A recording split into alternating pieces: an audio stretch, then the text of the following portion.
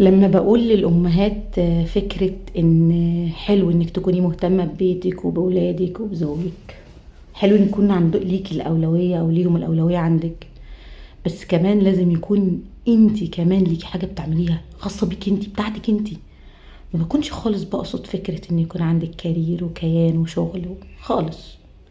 حاجة تبقى بتاعتك، حاجة لما هتكبري هتعمليها وانتي مش مستنية اذا كان حد هيسأل عليكي ولا لأ، حد هيجيلك ولا لأ، وانتي مش شاغلة نفسك بحاجة.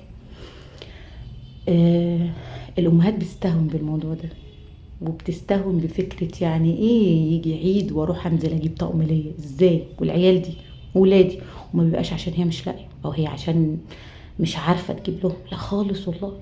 ده هي بتبقى كده، هي اتبرمجت على كده ان الام يعني تضحيه، يعني احرق نفسي عشان خاطر ولادي، يعني اهم حاجه ولادي.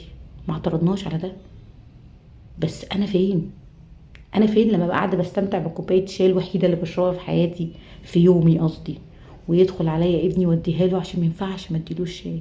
انا فين؟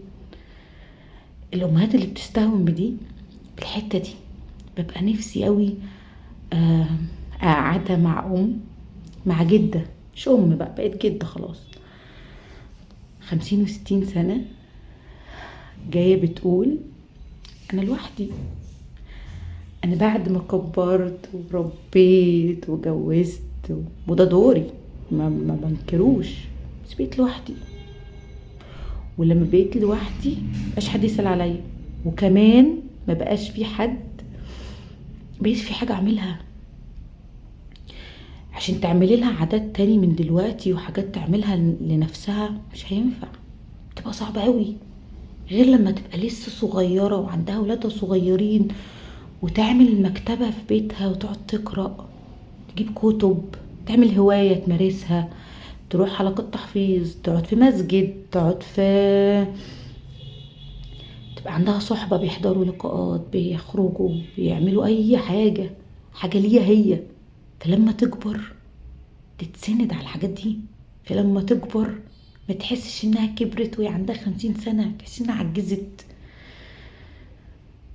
إيه، الأمومة مش تضحية ولا انك تحترقي من اجل الاخرين خالص والله.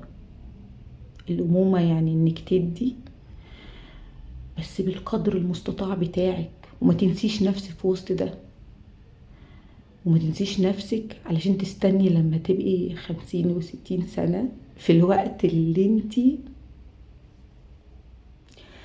محتاجة تتكرمي فيه فعلا، انك خلاص اديتي الرسالة بتاعتك، مش مستنية شكر من حد، بس مستنية على الاقل سؤال، على الاقل كلمة حلوة من حد، على الاقل تلاقي حاجة تعمليها غير انك شغلة نفسك بالولاد وبالبيت، لان خلاص ما هم ما بقوش موجودين وما بتلاقيش ده.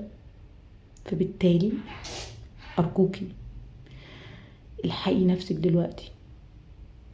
ما بقولكيش انزلي اشتغلي خالص والله خالص، مع انك انت حرة لو عايزة تشتغلي تشتغلي، بس مش ده المقصد.